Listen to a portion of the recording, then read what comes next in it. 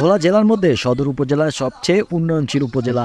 গ্রামগুলো শহরে রূপান্তরিত হয়েছে, রাস্তাঘাট কালভার্ট সবকিছু পাকা হয়েছে। তাই এই উন্নয়নকে চলমান রাখতে আগামী 21 তারিখে আপনারা ভোট কেন্দ্রে গিয়ে আনারস মার্কায় ভোট দিবেন, এটাই আপনাদের কাছে আমার চাওয়া।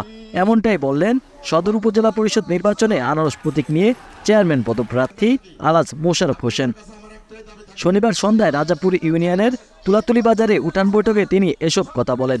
রাজাপুর ইউনিয়ন আওয়ামী লীগের সভাপতি আলহাজ মিজানুর রহমান মিজান খানের সভাপতিত্বে উক্ত উঠান বৈঠকে উপস্থিত ছিলেন জেলা মুক্তিযোদ্ধা কমান্ডার দোস্ত মাহমুদ, ডেপুটি কমান্ডার শফিকুল ইসলাম, জেলা আওয়ামী লীগের যুগ্ম সম্পাদক কাছিয়া ইউনিয়নের চেয়ারম্যান জহিরুল ইসলাম নকিব, সদর উপজেলা মুক্তিযোদ্ধা commander Ohidur Rahman, vice chairman পদপ্রার্থী আজিজুল ইসলাম, বাপ্তা ইউনিয়ন আওয়ামী লীগের সভাপতি আলহাজ কামাল উদ্দিন, জামাল উদ্দিন সহ ইউনিয়ন আওয়ামী লীগের অঙ্গ সহযোগী সংগঠনের নেতৃবৃন্দ উপস্থিত ছিলেন।